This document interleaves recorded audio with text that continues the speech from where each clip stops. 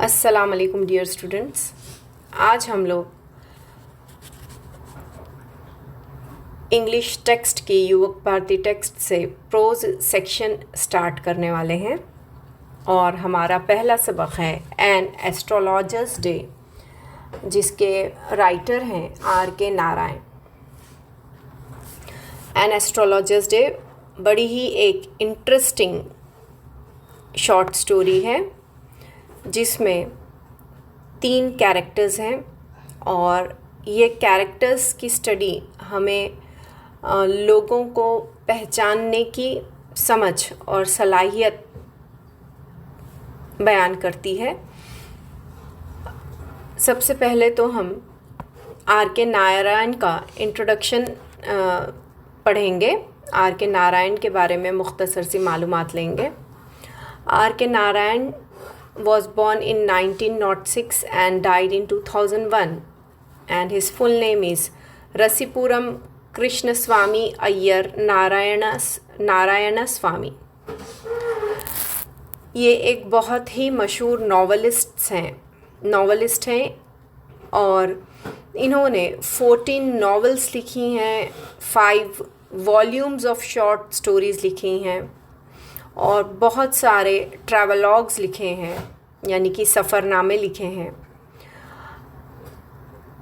इनकी एक मेमोर भी है, यानी कि इन्होंने अपनी यादों को एक कलेक्शन की शक्ल दी है जिसका नाम दिया है माय डेज़। नारायण ने एक अपनी किताबों में, अपने अदब में एक फ़िक्शनल टाउन को क्रिएट किया है जिसको नाम दिया गया है मालगुडी, जहाँ पर हम टिपिकल इंडियन कैरेक्टर्स पाते हैं जो बहुत ही अनप्रेडिक्टेबल, जिनके साथ बहुत सारे अनप्रेडिक्टेबल इवेंट्स होते हैं, बहुत जिनको हम प्रेडिक्ट नहीं कर सकते, जिनके बारे में कुछ भी नहीं कह सकते। अचानक आने वाले वाक़यात और हादसात होते हैं जिनके साथ, और ये कैरेक्टर्स बहुत ही मशहूर हैं, यानी कि मालगुडी डेज़, मालगुडी टाउन, ये कैरेक्टर्स और ये गांव बहुत ज़्यादा मशहूर हैं और ऐसा लगता है मानो मालगुडी वाकई में, हकीकत में, रियलिस्टिकली वाकई में एक कोई छोटा सा टाउन है, हालांकि ये एक पूरी तरह से फ़िक्शनल टाउन है। आर के नारायण के जो कैरेक्टर्स होते हैं वो बहुत ही कंपैशनेट और ह्यूमन होते हैं, यानी कि उनमें बहुत ज़्यादा इंसानियत होती है, बहुत ज़्यादा मोहब्बती होते हैं और इनके कैरेक्टर्स में बहुत ह्यूमर होता है, यानी कि बहुत ज़्यादा मज़ाहिया होता है और इनके कैरेक्टर्स बहुत ही आसान होते हैं और इसमें सब्टल ह्यूमर का इस्तेमाल होता है, एक मिज़ाह का इस्तेमाल होता है और आर के नारायण का लिखने का तरीक़ा बहुत ही सिंपल है।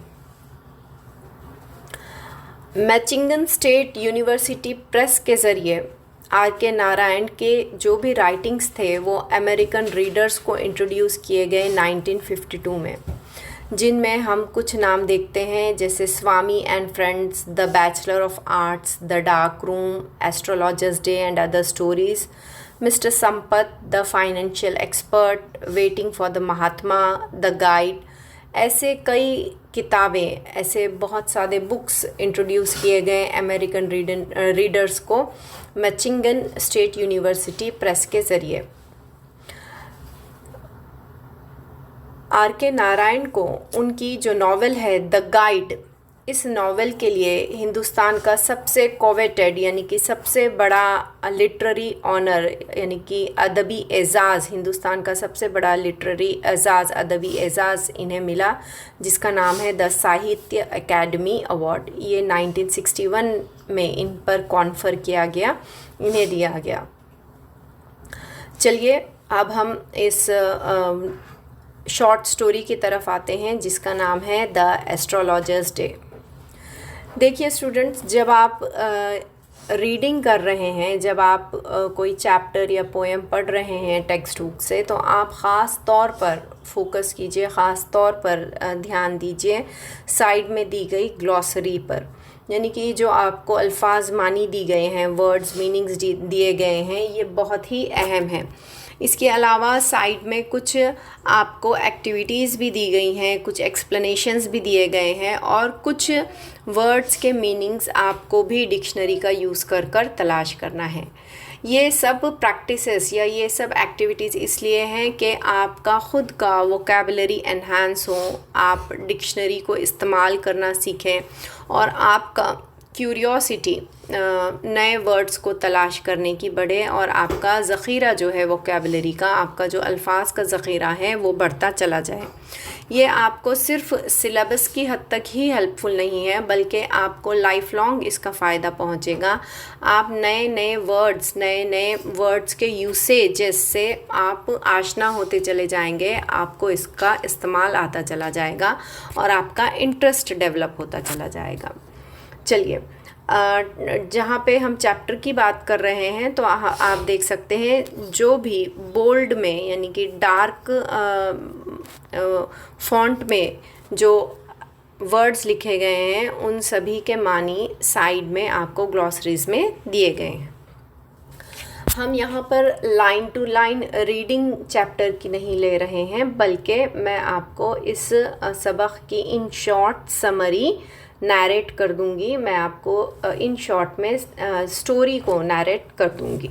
आपको ख़ुद से ये चैप्टर को रीड करना है, स्लो रीडिंग के ज़रिए आप पढ़िए, साइड की ग्लॉसरी का यूज़ कीजिए और जो मैंने आपको समरी नैरेट की है उसके हेल्प से आपको ये सबक समझ में आसानी से बआसानी आ जाएगा। तो हम देखते हैं ये स्टोरी क्या है। ये एक स्टोरी, छोटी सी स्टोरी है जिसमें एस्ट्रोलॉजर को बयान किया गया है। एस्ट्रोलॉजर क्या होता है? एस्ट्रोलॉजर पहले हम देखेंगे एन एस्ट्रोलॉजर्स डे, ये टाइटल को हम जस्टिफाई करेंगे, ये टाइटल को हम समझेंगे। डे से मुराद है दिन। एन एस्ट्रोलॉजर्स डे यानी कि एस्ट्रोलॉजर की ज़िंदगी का एक दिन। ये चैप्टर आपको पूरी तरीके से डिस्क्राइब करता है, बयान करता है एस्ट्रोलॉजर की ज़िंदगी का एक दिन। एस्ट्रोलॉजर कौन होता है? एस्ट्रोलॉजर क्या होता है? एस्ट्रोलॉजर यानी कि वो शख्स जो आपको आपके मुस्तकबिल के बारे में कुछ बातें कहता है, आपका फ्यूचर प्रेडिक्शन करता है। एस्ट्रोलॉजर वो होता है जो जिसको ऐसा माना जाता है कि कुछ तारों की प्लैनेट्स का, प्लैनेटरी मूवमेंट्स का जिसको इल्म होता है और वो उस इल्म के ज़रिए, उस मालूमात के ज़रिए आपके मुस्तकबिल को प्रेडिक्ट करता है। यानी कि the study of the movements of planets, sun, moon and stars, ये मूवमेंट्स को जो पढ़ता है या वो साइंस जो इन मूवमेंट्स को पढ़ता है, प्लैनेट्स के, सन के, मून के, स्टार के, उसको हम कहते हैं एस्ट्रोलॉजी। और जो इन मूवमेंट्स को पढ़कर आपके फ्यूचर को प्रेडिक्ट करता है, फोरकास्ट करता है, उसको हम कहते हैं एस्ट्रोलॉजर। ठीक है, आपको एस्ट्रोलॉजर कौन है समझ में आ गया? वो शख्स जो चांद, सितारों, तारों की हरकत को, उनकी चाल को पढ़कर आपके मुस्तकबिल के बारे में कुछ जो पेशन गोई करता है या आपके मुस्तकबिल के बारे में जो कहता है, ऐसे शख्स को एस्ट्रोलॉजर कहते हैं और ऐसे इल्म को हम एस्ट्रोलॉजी कहते हैं। तो आज हम इस सबक में पढ़ने वाले हैं एन एस्ट्रोलॉजर्स डे, एस्ट्रोलॉजर की ज़िंदगी का एक दिन, एस्ट्रोलॉजर का एक दिन। तो हम देखते हैं कि ये जब स्टोरी शुरू हो रही है तो ये डिस्क्राइब करती है एस्ट्रोलॉजर को। एस्ट्रोलॉजर जो है वो एक इमली के दरख्त के नीचे बैठा है और उसके सर पर राख और वर्मिलियन लगा हुआ है। वर्मिलियन यानी कि कुंकू जिसे हम कहेंगे, लाल कलर, एक लाल कलर जो होता है, यूजुअली आप देखते हैं साधु लोगों के सर पे लाल टीका लगा होता है, लाल कलर लगा होता है, उस लाल कलर को यानी कि उस कुंकू को हम इंग्लिश में वर्मिलियन कहते हैं। तो ऐश, राख और वर्मिलियन इस एस्ट्रोलॉजर के माथे पर लगा हुआ है, सर पर लगा हुआ है। और इस एस्ट्रोलॉजर की आँखों के बारे में कुछ ख़ास है। इसकी आँखों में एक चमक है जो लोगों को अपनी तरफ राग़िब करती है, मुतवज्जे करती है। इस शख्स के आँखों की चमक की वजह से सादे सीधे लोग, सादे सीधे कस्टमर्स ये समझते हैं कि इस आदमी को गैब की बहुत सारी मालूमात है। लेकिन आर के नारायण ये कहता है, जब आर के नारायण एस्ट्रोलॉजर को बयान कर रहा है तो ये कहता है कि ये चमक किसी इल्म की वजह से नहीं है, किसी मुस्तक़बिल की मालूमात की वजह से या किसी रूहानियत की वजह से नहीं है, बल्कि ये जो चमक आई है ये उसके लिबास और कॉस्ट्यूम की वजह से आई है। उसने लिबास अपना कुछ ऐसा पहना है, उसने पगड़ी कुछ ऐसी बांधी है और टीका लगाया है, आँखों में कुछ लगाया है, उसकी मूँछें बड़ी बड़ी डार्क मूँछें हैं जो उसके गालों से नीचे लटक रही है, और उसने सैफ़रन कलर का, नारंगी कलर का टर्बन बांध रखा है, पगड़ी बांध रखा है, और उसने नारंगी रंग का लिबास पहन रखा है, और उसने एक ऐसी जगह चूज़ की है जहाँ पे रोशनी मुख्तलिफ़ किस्म की रोशनी उसके ऊपर पड़ रही है। कभी अंधेरा है, कभी चमक आ रही है, कभी बहुत डिम सी लाइट है। यानी कि उसने प्लेस भी ऐसी चूज़ कर रखी है जहाँ पे लाइट्स जो हैं वो वेरिएट हो रहे हैं, जिसकी वजह से उसके चेहरे पर ऐसा इफ़ेक्ट पड़ रहा है। अब लाइट्स का क्या इफ़ेक्ट होता है ये आपको बताने की ज़रूरत नहीं है, क्योंकि आप ख़ुद इतने सेल्फ़ीज़ वगैरह लेते हैं तो आपको अंदाज़ा है कि लाइट के वेरिएशन से किस तरह से इफ़ेक्ट आता है आपके फ़ोटोज़ पर। तो यहाँ पे ये इस तरह की माइन्यूट एनालिसिस या माइन्यूट स्टडी इस एस्ट्रोलॉजर ने कर रखी है कि कहाँ मैं बैठूँगा, कैसा पहनूँगा, क्या पहनूँगा तो लोग किस तरह से मेरी तरफ अट्रैक्ट होंगे। तो आर के नारायण ख़ुद अपनी स्टोरी में डिस्क्राइब करते हैं, वो कहते हैं कि ये जो कंटिन्यूस सर्च थी इस एस्ट्रोलॉजर की, उसने बहुत मेहनत के साथ ये एक अपना हुलिया, अपना लिबास, अपना कॉस्ट्यूम तय कर रखा है, जिसकी वजह से वो लोगों को धोखा देने में कामयाब हो जाता है, जिसकी उसके लिबास की वजह से, उसके पहरावे, उसके लुक्स की वजह से लोगों को ये लगता है कि ये बड़ा पहुंचा हुआ इंसान है, लेकिन ऐसा कुछ नहीं है। फिर हम देखते हैं कि वो एस्ट्रोलॉजर ने कुछ काउडी शेल्स, आप देखेंगे, आपने कभी रोड साइड पर, फुटपाथ्स पर वग़ैरह आपने कभी नजूमियों को या फिर इस तरह के एस्ट्रोलॉजर्स को बैठे हुए देखा होगा, तो उनके पास एक संदूक होता है, एक बैग होता है जिसमें बहुत किस्म के अलग अलग शेल्स होते हैं, कौड़ियाँ होते हैं, एक कपड़ा होता है, कुछ आड़े तिड़े लकीर मारे हुए बॉक्सेस बने हुए, कुछ पैलमेराज होते हैं, यानी कि जिसको ये लोग कहते हैं पंचांग कहते हैं, कुछ चार्ट्स होते हैं, और तोता होता है। ऐसे कई सारी चीज़ें होती हैं। हाथों में बहुत ज़्यादा उनके फिंगर रिंग्स होते हैं, अलग अलग पत्थर के वो लोग अंगूठियाँ पहने होते हैं। ये सारी चीज़ें वो अपने कस्टमर्स को अट्रैक्ट करने के लिए रखते हैं। इनको कुछ इसके बारे में नॉलेज नहीं होता है, ये इसके बारे में कुछ, ये अपने ख़ुद के मुस्तक़बिल के बारे में, अगले लम्हे इनको क्या होने वाला है, इनके ज़िंदगी में क्या हालात आने वाले हैं, ये कुछ नहीं जानते हैं।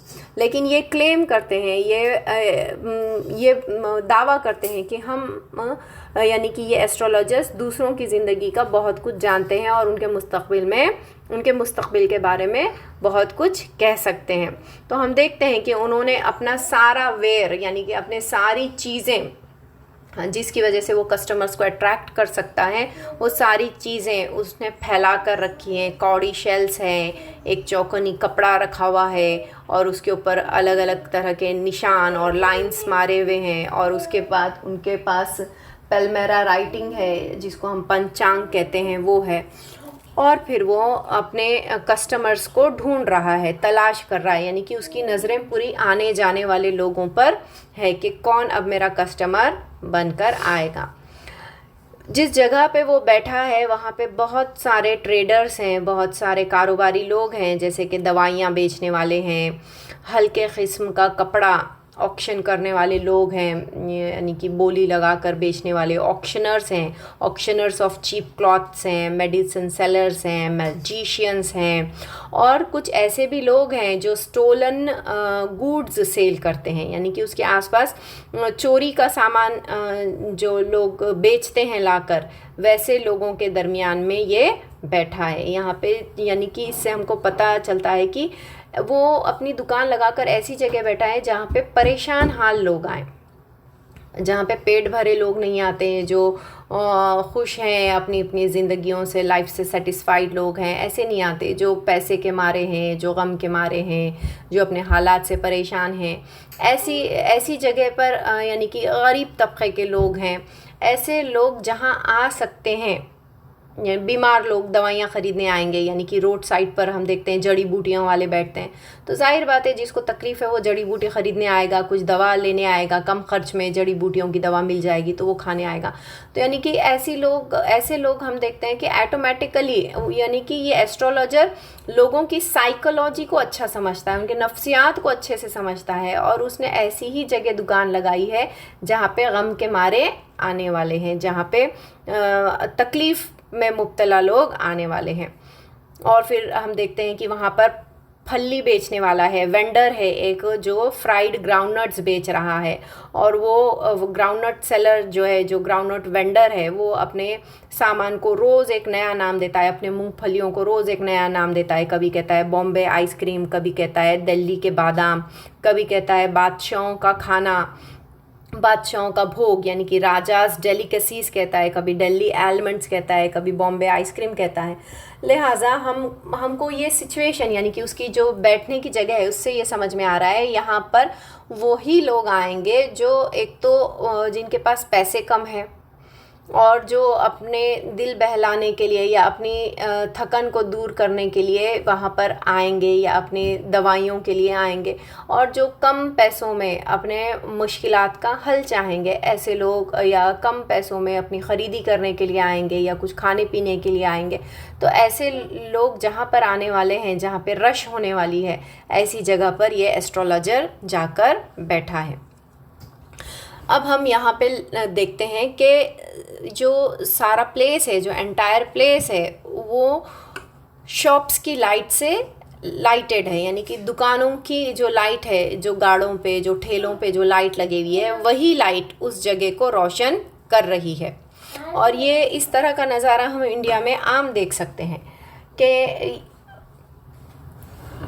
यहाँ पर ऐसी जहाँ पे कम रोशनी होती है, जहाँ पे बहुत सारे ठेले गाड़े लगे होते हैं, जहाँ पे बाज़ार होता है, मार्केट होता है, वहाँ पर हमको ये इंडिया में ये साइट नज़र आ जाएगा। छोटे देहातों में, शहरों में, बाज़ार डे में, यानी कि संडे बाज़ार, फ्राइडे बाज़ार, वेडनेसडे बाज़ार, ऐसी जगहों पर हम देखते हैं कि एस्ट्रोलॉजर्स बहुत सारे बैठे होते हैं। वो इसी तरह की सिचुएशंस का फ़ायदा उठाते हैं।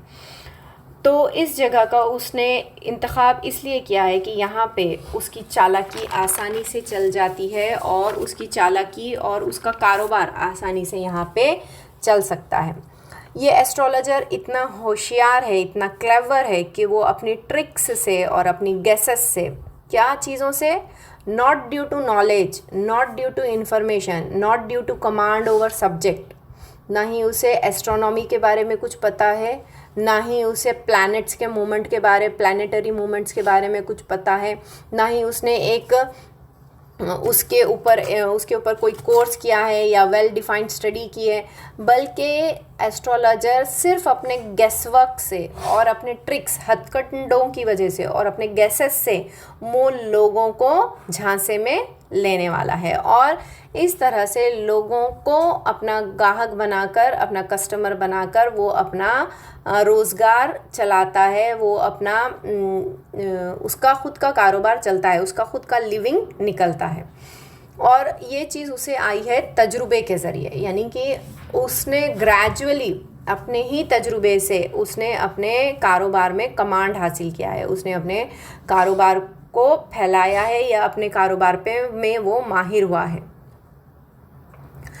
अपने तजुर्बे से उसे एस्ट्रोलॉजर को अपने ख़ुद के एक्सपीरियंस से ये पता चला है कि लोगों को क्या आम प्रॉब्लम्स होते हैं। लोगों को प्रॉब्लम होती है मनी, यानी कि बेरोज़गारी या पैसे की कमी, पैसे की तंगी, कारोबार में नुकसान या कारोबार का ना होना, कारोबार ना चलना।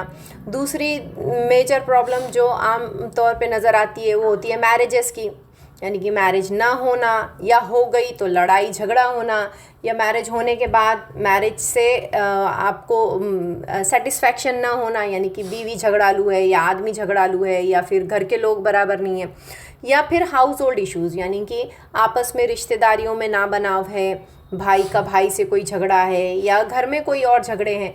यानी कि ये सारी चीज़ें जो है ये आम प्रॉब्लम्स है जो एस्ट्रोलॉजर अपनी एक्सपीरियंस से जानता है। तो वो 5 मिनट में ही, जब उसके पास कस्टमर आता है तो वो 5 मिनट में गेस कर लेता है कि इस बंदे के साथ क्या गलत हुआ है या इस बंदे का क्या प्रॉब्लम है।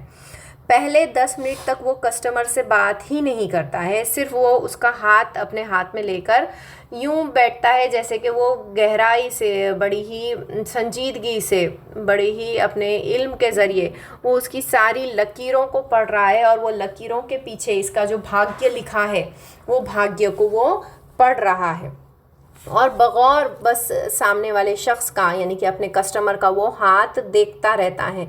10 मिनट तक वो बात नहीं करता है। अब ये 10 मिनट बात नहीं करने के पीछे वजह यह है कि उन 10 मिनट में जो कस्टमर है वो ख़ुद अपने दिल का बहुत सारा हाल सुना देता है इनडायरेक्टली, यानी कि वो ख़ुद उसे क्या प्रॉब्लम है, क्या हो रहा है, क्या नहीं हो रहा है, उसके क्या मसले हैं, ये सारी चीज़ें 10 मिनट में कस्टमर ख़ुद इनडायरेक्टली सुना देता है, जिससे एस्ट्रोलॉजर गेसवर्क कर लेता है कि इसका प्रॉब्लम क्या है, और इस बंदे को अब सेटिस्फाई करने के लिए, इस बंदे को अब खुश करने के लिए मुझे अब किस तरह के जुमले बोलने हैं और किस तरह के जवाबात देने हैं।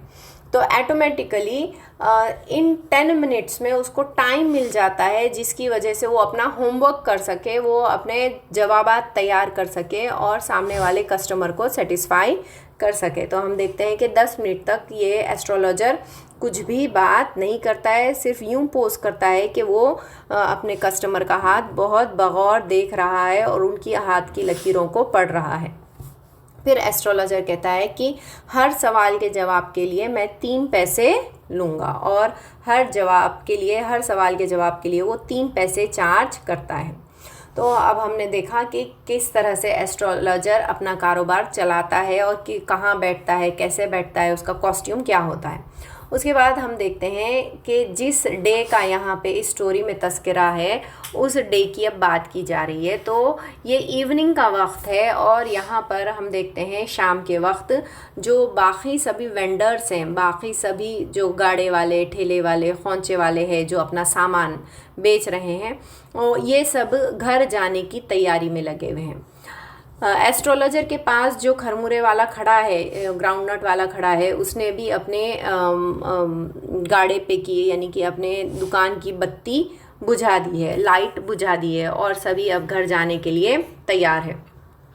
एस्ट्रोलॉजर ने एक शख्स को आते हुए देखा और जब वो शख्स एस्ट्रोलॉजर के सामने आया तो वो शख्स ने एस्ट्रोलॉजर को चैलेंज किया कि अगर से एस्ट्रोलॉजर उसके सवालों के सही जवाब देगा तो वो उसे 8 आना, यानी कि एस्ट्रोलॉजर अगर सवालों का जवाब देगा तो 8 आना देगा और सही जवाब देगा तो डबल कीमत देगा। एस्ट्रोलॉजर बड़ा खुश हुआ और उसने चैलेंज को कबूल कर लिया, एक्सेप्ट कर लिया कि अरे वाह, बैठे बैठे ये आदमी आया है और मुझसे कह रहा है कि मैं सवाल पूछने के 8 आने दूंगा और सही जवाब देने पर मैं डबल कीमत दूंगा। तो एस्ट्रोलॉजर बड़ा खुश हुआ और उसने चैलेंज को कबूल कर लिया। और इस दौरान जो शख्स आया था, जो वहाँ पे जो शख्स आया था, उसने अपना चिलम, अपना जो सिगार है उसको सिलगाने के लिए, उसको जलाने के लिए उसने माचिस को सिलगाया। माचिस की रोशनी में, यानी कि माचिस जब सुलग गई और तो माचिस से जो आँच हुई उस रोशनी में एस्ट्रोलॉजर ने उस शख्स का चेहरा देख लिया और चेहरा देखने के बाद एस्ट्रोलॉजर ने इनकार कर दिया, कहा कि नहीं नहीं, मैं आपका चैलेंज कबूल नहीं करूँगा और आप आपके पैसे लो और चले जाओ, मैं आपके सवाल के जवाब नहीं दे सकता। जब ये सुना उस शख्स ने, तो उसने कहा कि नहीं, उसने एस्ट्रोलॉजर की कलाई को ज़ोर से पकड़ लिया और कहा कि नहीं नहीं, ऐसे कैसे हो सकता है, अभी तो हमारी बात तय हुई थी, अब तुम मुकर नहीं सकते हो, यानी कि you could not back out now, आप अब मुकर नहीं सकते हो, you could not back up now, तो अब आप अपनी बात से मुकर नहीं सकते हो, ऐसे कलाई पकड़ते हुए उस शख्स ने कहा। अब इतना जब वो प्रेशराइज़ कर रहा था तो एस्ट्रोलॉजर ने हार मान ली और कहा ठीक है, चलिए मैं आपके सवालों का जवाब दूंगा, लेकिन मैं आपके सवाल के लिए, आपके जवाब देने के लिए 8 आने नहीं लूँगा, बल्कि 1 रुपया लूँगा, 1 rupee, I will charge 1 rupee for your answers. वो शख्स राज़ी हो गया और फिर सवालात का सिलसिला शुरू हुआ। अब जब सवाल और जवाब का सिलसिला शुरू हुआ तो एस्ट्रोलॉजर की बातें सुनकर, एस्ट्रोलॉजर के रिविलेशंस यानी कि वो जो आया कर रहा था, वो जो जवाबात दे रहा था, वो जवाबात सुनकर सामने वाला शख्स सकते में आ गया, चौंक गया, ही वॉज शॉक्ड। जब एस्ट्रोलॉजर ने कहा कि कई साल पहले तुम्हें एक शख्स ने चाकू से हमला किया और तुम्हारे को चाकू से हमला किया और तुम्हें मार दिया था और तुम्हें मार कर पास के एक खेत में जो बौली थी वहाँ पे ढकेल दिया था, ये सुनकर वो शख्स हैरान हो गया कि एस्ट्रोलॉजर को ऐसे कैसे मालूम कि मुझ पर चाकू से एक हमला हुआ था। और उसने कहा मारने वाला शख्स तुम्हारा दोस्त ही था और मारकर तुम्हें मरने के लिए बौली में छोड़ दिया। वो इंसान बड़ा चौंक गया कि अरे ऐसे कैसे इसको मालूम है, वो हैरान हो गया। और फिर जब एस्ट्रोलॉजर ने उसका नाम लिया, गुरु नायक ये नाम लिया, तो वो और ज़्यादा चौंक गया और हैरान हो गया कि ये तो बहुत ही पहुंची हुई हस्ती है, ये तो बहुत ही पहुंचा हुआ एस्ट्रोलॉजर है कि इसे मेरा नाम भी मालूम, ये इसे न सिर्फ मेरे माजी के बारे में मालूम, मेरे ऊपर जो हमला हुआ था उसके बारे में मालूम, बल्कि इसे तो मेरा नाम भी मालूम है। ये बहुत चौंक गया और बहुत इम्प्रेस्ड हो गया, बहुत प्लीज्ड हो गया एस्ट्रोलॉजर की नॉलेज से। और फिर एस्ट्रोलॉजर ने आगे कहा कि मैं तुम्हें सलाह देता हूँ कि अब तुम वापस अपने होम टाउन चले जाओ, अपने घर वापस चले जाओ और वापस पलट कर साउथवर्ड्स मत आना, वापस पलट कर इस सिमत यानी कि इस शहर की तरफ मत आना। और जाने से पहले मेरी और एक बात सुन लो कि तुम जिस शख्स को तलाश कर रहे हो, जिसने तुम पर मौत का हमला किया था, जिसने तुम्हें चाकू से जिसने तुम पर हमला किया था, वो शख्स 4 महीने पहले एक लॉरी के नीचे क्रश होकर मर गया। उसका खात्मा हो चुका जिस शख्स को तुम तलाश कर रहे हो। तो वो शख्स कहता है हाँ बराबर है, मैं तो उस शख्स को तलाश कर रहा था, मैं अलग अलग शहर इसीलिए भटक रहा था ताकि मैं अपने कातिल को ढूंढ सकूं, जिसने मुझ पर हमला किया था मैं उसे ढूंढ सकूं और मैं उससे बदला लूं। मैं उसके रिवेंज के खातिर मैं इधर से उधर अलग अलग मुख्तलिफ शहरों में भटक रहा था। तो एस्ट्रोलॉजर कहता है कि अब तुम्हें भटकने की ज़रूरत नहीं है और तुम अपनी ज़िंदगी में कुछ अच्छा चाहते हो, आगे बढ़ना चाहते हो, तो मेरी सलाह मान लो और अपने घर वापस चले जाओ और वापस पलटकर इस शहर में मत आना, इस सिमत मत आना, southwards, do not return southwards, वो कहता है इस सिमत मत आना और तुम चले जाओ मुतमईन होकर, क्योंकि तुम्हें मारने वाला इंसान खुद एक्सीडेंट की भेंट चढ़ गया, वो खुद लॉरी के नीचे आकर 4 महीने पहले मर गया। और फिर खुश होकर वो इंसान मुतमईन होकर कि उसको जो मारने वाला दुश्मन था वो अपनी मौत खुद मर गया है, ये सुनकर वो बड़ा ही राहत महसूस करता है और एस्ट्रोलॉजर की बातों से मुतमईन होकर उसे पैसे देकर वापस चला जाता है। और एस्ट्रोलॉजर भी अपना सामान बांधकर अपने घर बहुत खुश होकर वापस आता है। अब जब घर आता है तो उससे उसकी घर वाइफ उससे वजह पूछती है कि क्या बात है, आज बहुत खुश हो क्या, आज बहुत कमाई हुई है? तो कहता है कि हाँ, आज कमाई भी बहुत हुई है और मेरे दिल का बोझ भी एक हट गया है। यानी कि एस्ट्रोलॉजर के खुश होने के पीछे एक वजह नहीं थी, सिर्फ कमाई या पैसा वजह नहीं थी, बल्कि और एक बड़ा रीज़न था। क्या रीज़न था वो अपनी बीवी से कहता है, अपनी वाइफ से कहता है कि तुमसे मिलने से पहले मुझसे एक एक्सीडेंट हो गया था, मुझसे एक बहुत बड़ा जुर्म हो गया था, एक मुझसे बहुत बड़ा क्राइम हो गया था। कहता है कि मैंने यूं ही अपना होम टाउन नहीं छोड़ा, मैंने अपना वतन यूं ही नहीं छोड़ा।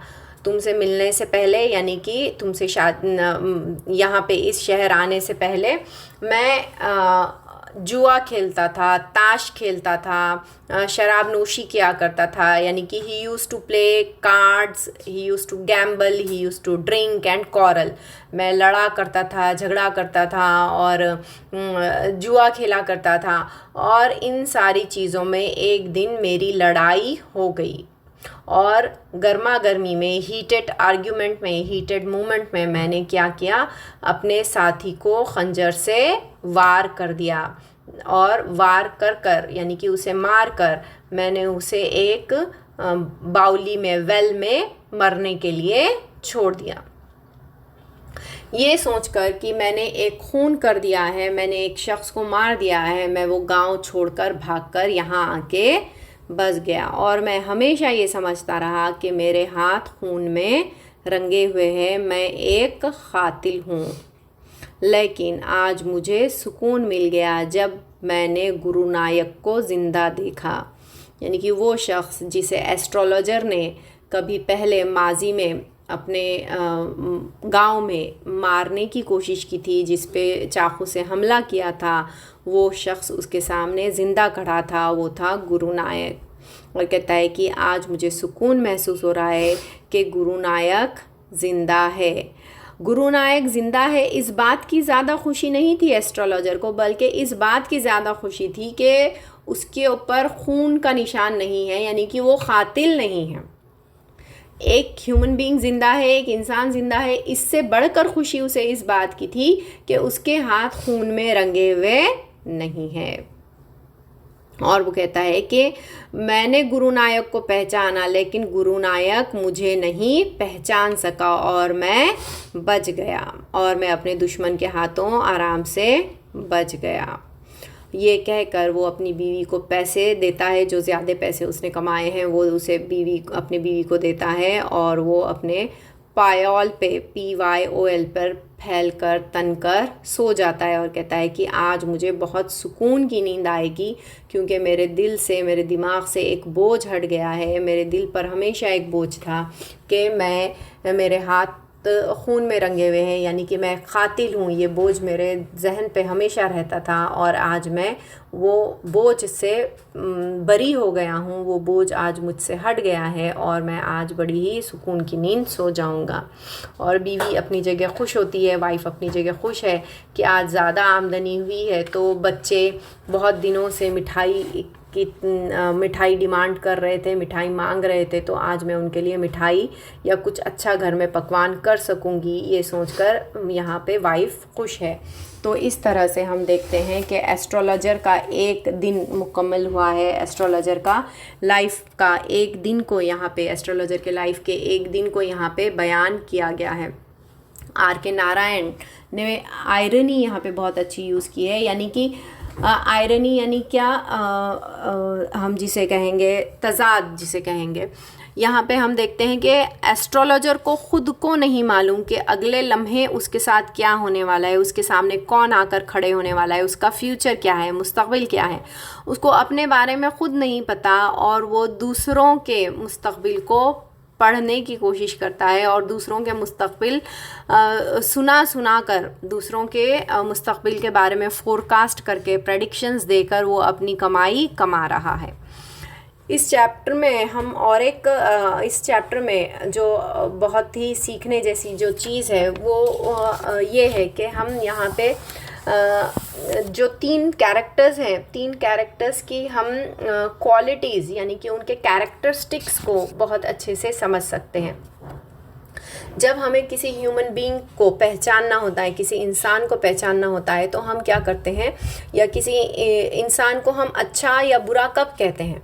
हम इंसान के फीचर, इंसान के कैरेक्टरिस्टिक्स, उस इंसान के फीचर्स जो होते हैं उसको एनालाइज करते हैं, उसको समझने की कोशिश करते हैं, उनके बात, इंसान की बात पर से, उनके एक्शंस से, डीड्स से, रिएक्शंस से, उनको जज कर उसको समझ कर हम एक जजमेंट निकालते हैं, हम एक कंक्लूजन के ऊपर पहुंचते हैं कि हाँ ये आदमी हेल्पफुल है, हाँ ये मेरी दोस्त जो है ये सिंपैथेटिक है, ये अपने क्या बोलते हैं सॉफ्ट हार्टेड है, ये अरोगंट है या इग्नोरेंट है।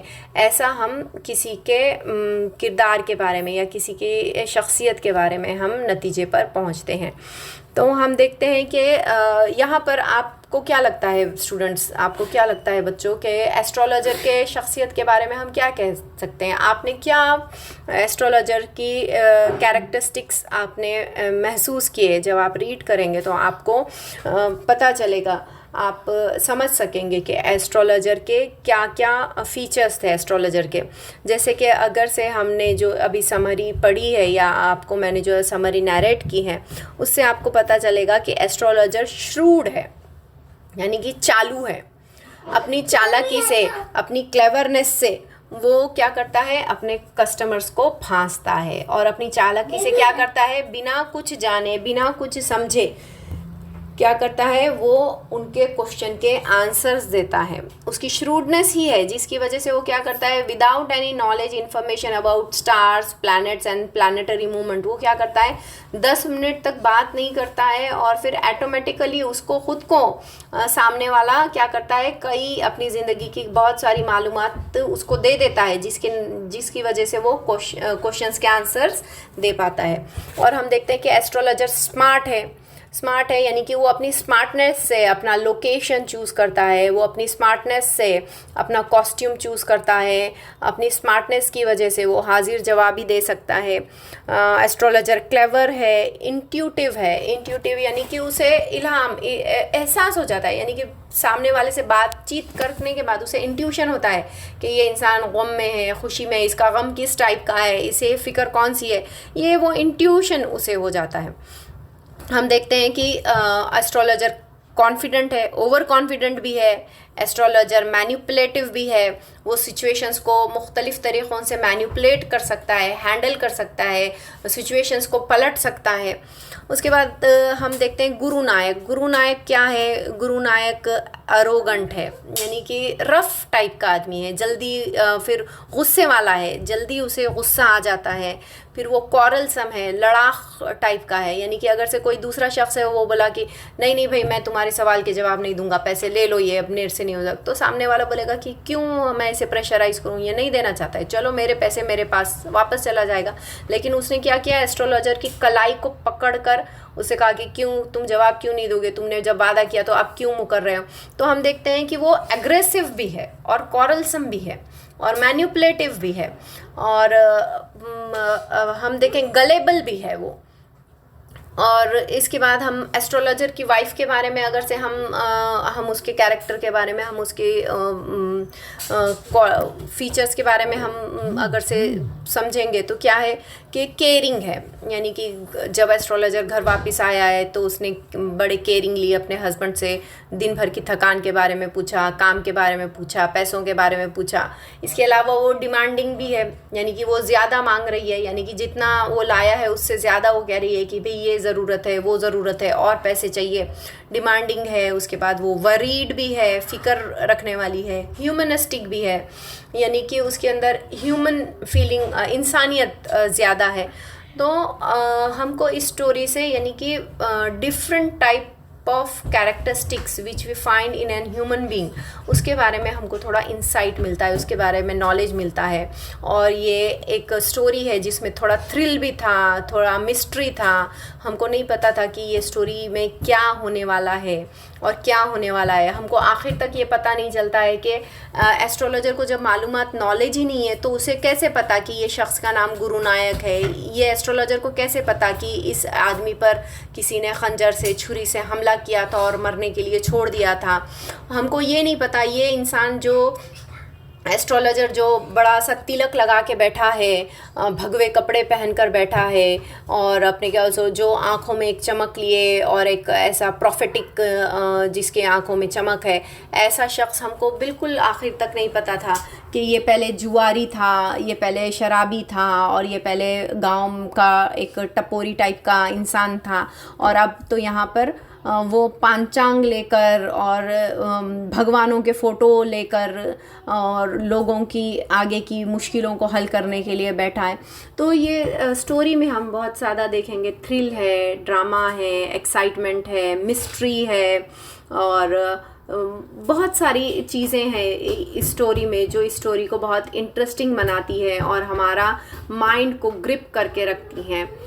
इससे हमें ह्यूमन नॉलेज मिलता है कि इंसान को हम बिल्कुल ऑन द फेस वैल्यू किसी इंसान के ऊपर हमें जजमेंट नहीं लेना चाहिए कि ये अच्छा है, ये बुरा है। सिचुएशंस, सर्कमस्टांसेस बहुत इम्पॉर्टेंट रोल प्ले करते हैं किसी के कैरेक्टर को बनाने में, किसी को सुधारने में, किसी को बिगाड़ने में या संवारने में। बहुत ही इंटरेस्टिंग तरीक़े से हम देखते हैं कि आर के नारायण ने एक बहुत ही हार्ट ये माइंड इन्फ्लुएंसिंग स्टोरी को यहाँ पे नरेट किया है। चलिए नेक्स्ट वीडियो में, नेक्स्ट लेक्चर में हम आगे पढ़ेंगे।